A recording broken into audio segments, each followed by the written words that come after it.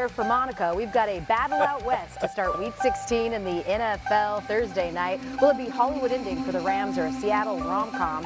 LA is not sure if leading receiver Davante Adams can go after he aggravated his hamstring injury on Sunday. He's got a league-leading 14 touchdowns, and certainly the timing is not advantageous because despite having the same records, the Rams are currently the #1 seed in the NFC, and according to ESPN Analytics, LA has a 63% chance to win the NFC West. However, if they lose to Seattle, it falls to only 30%.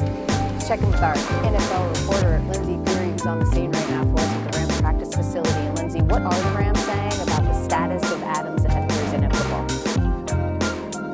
The Rams did not practice today, only a walkthrough, but if it was a projected practice report, Davante Adams would not have practiced. When asked if he would be available or already ruled out for Thursday night, Sean McVay says, "We're not ruling anybody out." He says, "We are going to take it up to game time." Now, one source that I did speak with on the Rams tells me that it's a kind of complicated decision. The fact that they've already clinched that playoff spot, but they really want that #1 seed and that first round bye. They also really want Davante Adams to be healthy for a very deep playoff run. So it sounds like the way the two, that deep playoff run situation may win out. They want him to be healthy for that. So a lot of contingency planning going for the Rams offense, which also includes planning for what could be a lot of rain in Seattle. And if you're Sean McVay, that means no rest this week, especially no rest for the McVay family. Get this, Monday morning, he welcomed his second son, Christian Alexander McVay, to the world with his wife Veronica at 6 a.m. So Sean McVay not sleeping this week at all. Yeah, no, undoubtedly he's not. And in theory, he would get more sleep, but he's not. And Lindsay, you're welcome for that. As I say, thank you so much, Lindsay Theory, with the latest. You can feel free to boo me. Yeah, no, we're going to hold back. We got 55 minutes. Fair. Swear in the NFL, Aaron Rodgers and the Steelers, they dominated the Dolphins on Monday Night Football. Tony and Mike have much more of the AFC North leaders in tonight's CTI bonus topic. All right, Wilbon, how do the Steelers stack up with the AFC's top two? They don't. They don't. And, we can sugarcoat this and, sort of try to break down some phony baloney junk. But the fact is, Denver, the Patriots, the Jaguars, the Chargers, the Bills, and the Texans, and the Steelers are right in the middle. They would be the 4th seed. Those are the top 7 teams in the AFC. I would take all 6 of them over the Steelers in a playoff game, even in Pittsburgh. Maybe not the Chargers in frosty Pittsburgh, but everybody else is probably the Chargers too. I would take Baltimore if it comes to that. And by the way, they're going to play each other. They're going to play each other in Pittsburgh. And I take all those teams ahead of the Steelers, who I know they beat Miami last night. It wasn't all that impressive. It's fine.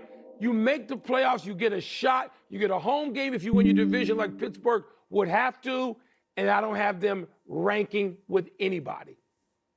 Yeah, I think they will make the playoffs because for Baltimore to beat them, Baltimore is going to have to sweep its last 3 games, which are New England, Green Bay, and Pittsburgh at Pittsburgh. That's tough. That's a lot. I don't think you can bet on that.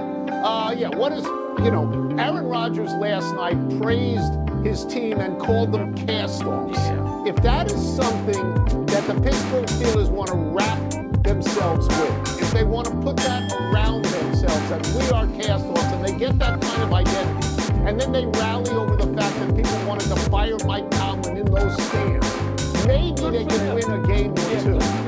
I can see Jacksonville and the Chargers and the Texans having trouble if they had to go to Pittsburgh because it's cold. And you saw what happened to Miami. But I can't see that home field advantage, the cold weather advantage, helping them against Buffalo or Denver or New England. They don't have a cold advantage over those teams. No, and I'm going to take Houston and Jacksonville, those Florida teams. They do roll and die like dogs. It's cloudy, less than 50. But, the Steelers, stop. Wrap. Done. Back to you. Mike, that's a great setup. The Dolphins eliminated from playoff contention. Tua Tagovailoa fell 0-6 in games with temps below 40 degrees. He threw his league-leading 15 INT, and today head coach Mike McDaniel wouldn't commit to starting Tua the rest of the season. Well, I think the quarterback play Last night was not good enough, and so for me, everything's on the table. In that process, we're trying to determine who will give us the best chance to win, and I'll probably give you more clarity on that tomorrow. Well, listen, Tua's contract could be a big issue here for the Dolphins. He's got 3 years left on his current deal, won't be an unrestricted free agent until 2029. On top of that, it would cost the Dolphins $99 million in dead cap, cut by Lola outright for. Who thinks that a schnitzel is a small dog. That's right, he worships at the altar of white bread. He's the guy who thinks tiramisu is a small school in upstate New York. Oh, he's the kind of guy who would have introduced raisins in the potato salad at the very first Thanksgiving. He's the type of guy who thinks pierogi means 4 over par. Oh, he's the kind of guy who hears etouffee and says, bless you. Dan Orlovsky.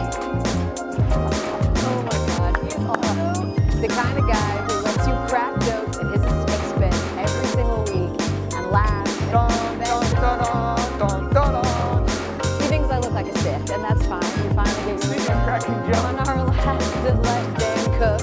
I want to talk about what's really important, the most important man in my life right now, and that's Bo Nix. What's impressing you most about what you're seeing from him in Denver? Yeah, they were great this past weekend. Sean Payton creating one-on-ones, and then Bo Nix hitting those one-on-ones. So you go down in the red zone. I want everyone to pay attention to. So Denver goes 4-by-1 formations, but the reality is this ball starts on the left hash. So math always about numbers. You force everybody in Green Bay's defense to really that top of the screen, 1/4 of the field, and one defender left to the field. Now they're creating a one-on-one for Sutton at the bottom of the screen. For the quarterback, this is easy. Sutton, you have to win at the line of scrimmage, and you're just reading that safety. He starts on the hash.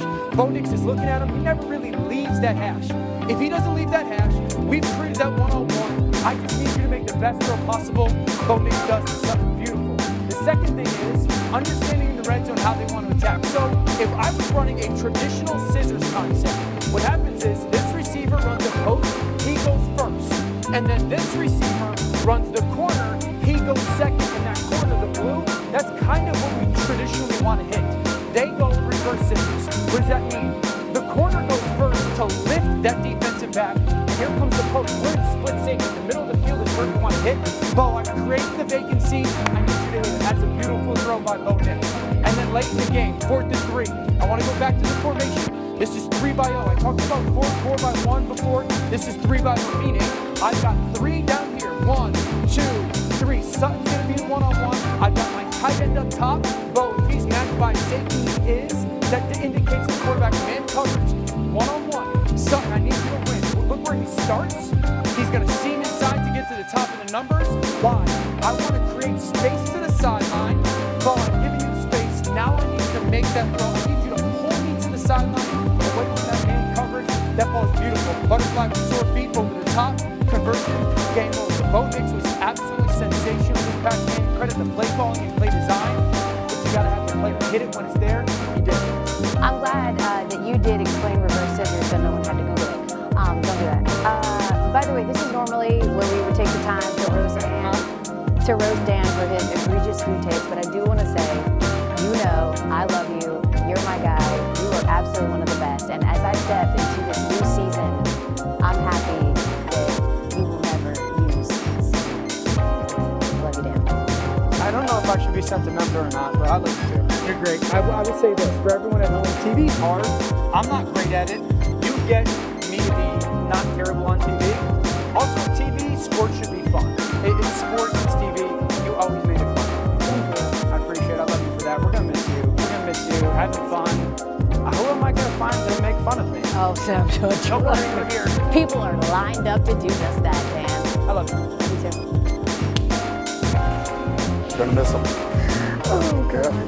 Okay, the Bears took the L a couple weeks ago against the Packers. They got a rematch in the black and blue division. Chicago looking for revenge at Soldier Field Saturday, first place in the NFC